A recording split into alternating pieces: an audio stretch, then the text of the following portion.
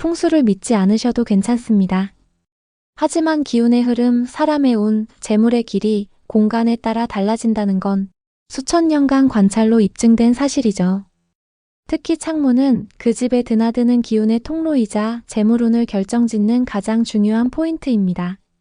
물이 보이는지, 산이 받쳐주는지, 아니면 날카롭게 찌르는 도로가 보이는지에 따라 그 집에 흐르는 운이 완전히 달라집니다.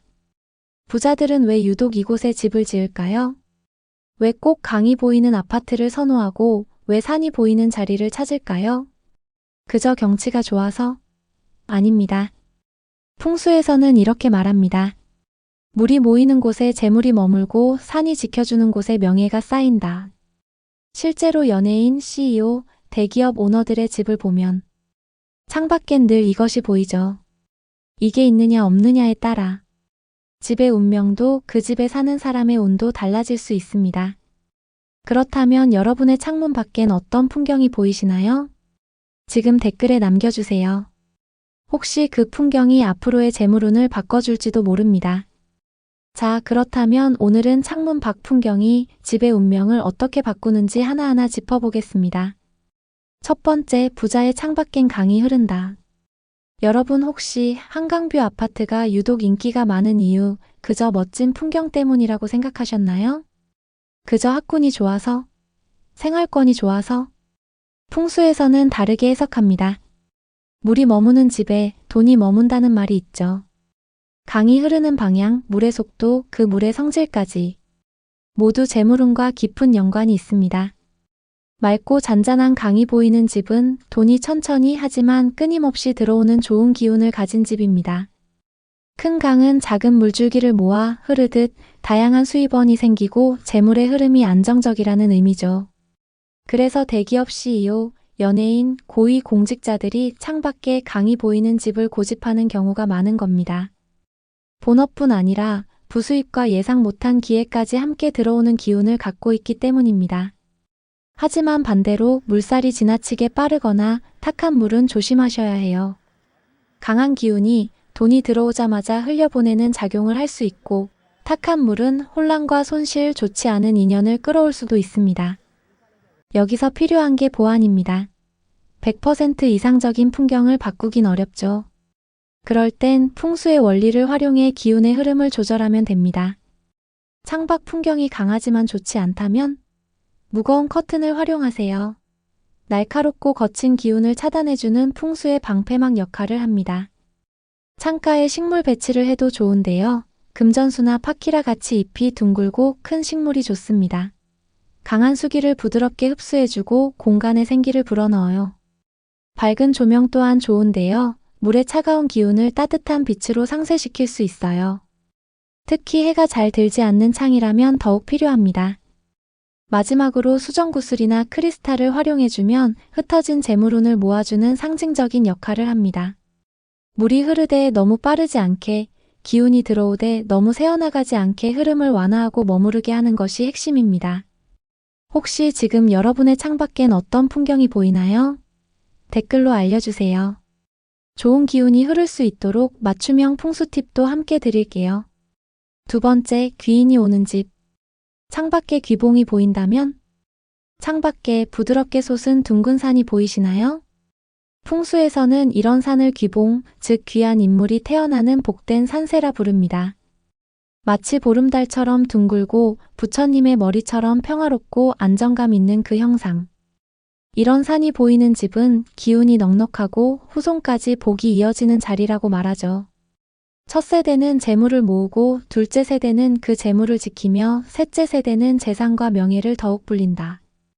라는 말이 있습니다. 이건 마치 큰 나무를 키워 열매를 거두는 과정과도 닮았습니다.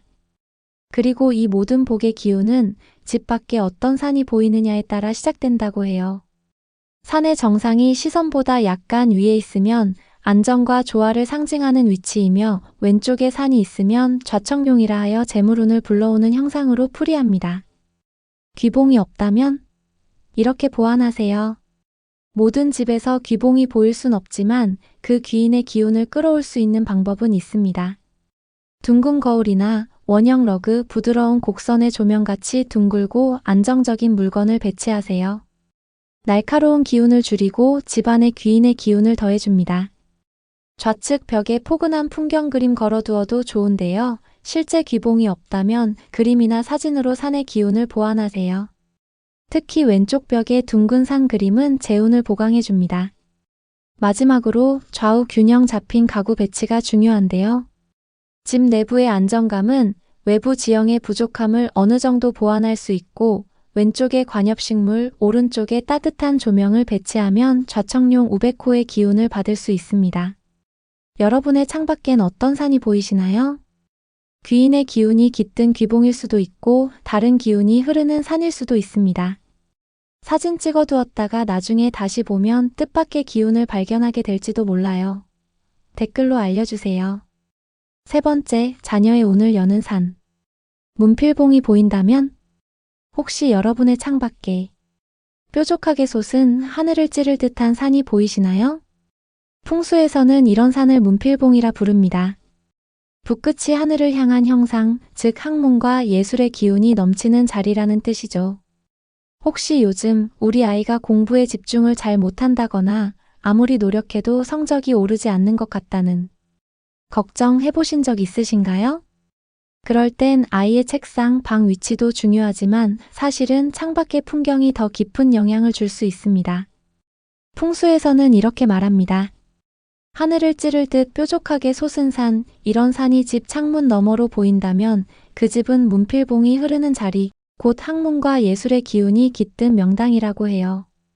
학자, 작가, 연구자, 예술가처럼 창의력과 집중력을 필요로 하는 기운이 머무는 곳이죠. 실제로 조선의 대표적인 학자 퇴계 이황 선생의 도산서원이나 율곡 이희 선생의 고택도 모두 창밖으로 문필봉 형상의 산이 보이는 터였다고 전해집니다. 혹시 지금 여러분의 창밖에도 이런 뾰족한 산이 보인다면 그 기운을 놓치지 말고 잘 활용해 보세요. 문필봉이 없을 땐 이렇게 보완하세요. 뾰족한 기운을 그림이나 소품으로 대체할 수 있습니다. 공부방에는 상승 기운을 불어넣는 요소를 활용하면 되는데요. 산세베리아, 대나무, 행운목 등 위로 뻗은 식물을 하나 정도 배치해주세요. 단, 여기서 잘린 행운목은 사용하시면 안 됩니다. 위를 향한 조명도 집중력과 명석함을 자극하는 배치이니 참고하시고, 아이의 책상 뒤에 책장이 있다면 꼭 책이 빽빽하게 정돈되어 있어야 합니다. 등 뒤가 단단히 받쳐진 구조는 문필봉이 기운을 뒷받침해줌을 의미합니다. 혹시 여러분의 집에도 뾰족하게 솟은 산, 문필봉 같은 풍경이 보이시나요? 또는 아이가 공부하는 자리, 뭔가 집중이 잘 안 된다면 오늘 알려드린 풍수 팁으로 공간 기운을 한번 정돈해 보세요. 환경이 바뀌면 기운이 달라집니다. 기운이 달라지면 삶이 달라지죠. 혹시 지금 여러분의 창밖엔 강이 흐르고 있나요? 아니면 둥근 산? 뾰족한 산? 그 풍경이 나에게 어떤 기운을 주고 있는지 오늘 영상이 작은 힌트가 되었기를 바랍니다. 지금 여러분의 집 창밖엔 뭐가 보이시나요? 댓글에 남겨주세요. 정성껏 하나하나 읽고 좋은 기운의 방향 함께 찾아드릴게요. 행운이 샘솟는 집 다음 시간에도 함께 만들어가요. 지금까지 창밖 풍경이 우리 집의 재물운과 명예운을 어떻게 바꾸는지 함께 살펴봤습니다. 눈에 보이는 풍경 하나, 창문 너머 산과 물의 모양 하나가 우리 삶의 흐름을 바꾸는 중요한 열쇠가 될 수 있다는 것, 오늘 영상이 작은 힌트가 되었기를 바랍니다. 혹시 지금 여러분의 창밖에는 귀봉이 아닌 날카로운 능선이, 잔잔한 강이 아닌 거센 도로가 보이고 있다면 다음 영상에서는 절대 피해야 할 창밖 풍경들에 대해 이야기해 드릴게요. 도대체 어떤 풍경이 집안 기운을 깎는 걸까? 풍수적으로 해석한 사례와 함께 구체적인 보완 방법까지 알려드릴 예정이니 다음 편도 꼭 확인해 주세요. 오늘도 끝까지 함께 해주셔서 감사합니다. 여러분의 창밖에도 좋은 기운이 머무르길 바랍니다.